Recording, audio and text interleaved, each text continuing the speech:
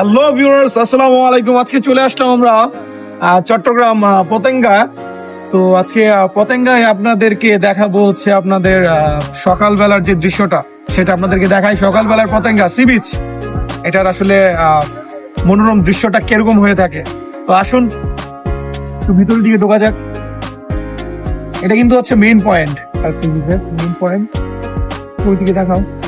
আমার সাথে আমাদের চাচাতো ভাইরা চলে আসছে। আমাদের চাচাতো ভাই, আমরা আসলে 2017 সালে 18 সালের দিকে আসছিলাম অনেক আগে, তারপর আর আসা হয় নাই। মোট কথা আসা ইদানিং একটু উন্নতি করা হয়েছে, অনেক আগের থেকে অনেক উন্নতি করছে।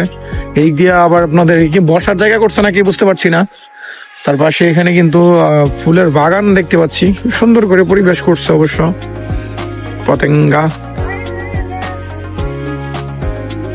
তো চলুন একটু সমুদ্র সৈকতের নিচের দিকে একটু যাওয়া যাক, কারণ আমরা আবার বিকালবেলা থাকবো না, আমরা দরবারে বাড়িয়া শরীফ চলে যাব বিকালবেলায়।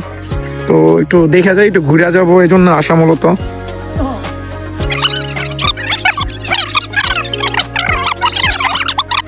কিন্তু আপনার যে স্পিড বুট গুলা 50 টাকা করে কিন্তু নিয়ে ঘুরায়, আসলে অবশ্য নিয়ে একটু ঘুরান্তি দিয়ে নিয়ে এসে পড়ে। তবে অনেক সময় দেখা যায় যে এরা কিন্তু বাটপারি করে, ঠিক আছে, একটু সতর্কভাবে আসতে হবে এখানে। কারণ অনেক সময় দেখা যায় একটু সামান্য একটু ঘুরান্তি দিয়ে নিয়ে এসে আপনাদের কাছ থেকে টাকা আদায় করবে 50 টাকা করে। এরা কিন্তু সম্পূর্ণভাবে ঘুরায় না। এখানে একটু সিন্ডিকেট চলে, আপনারা একটু চিন্তা ভাবনা করে উঠবেন এখানে আসলে অবশ্য। তো চলুন একটু দেখা যাক একটু সমুদ্রের মধ্যে পানির অবস্থা। এটা কক্সবাজারের মতো তেমন একটা কিন্তু ক্লিয়ার পানি না, একেবারে এই ঘোলা পানি।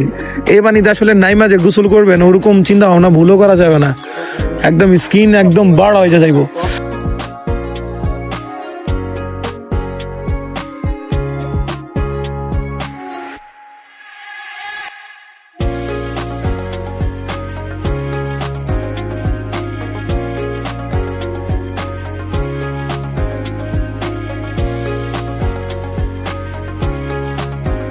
তো আসুন আমরা হোটেলটা নিবো, তো সেই অভিজ্ঞতাটা আপনাদের সঙ্গে একটু শেয়ার করবো। আসুন দেখাই পরিবেশটা।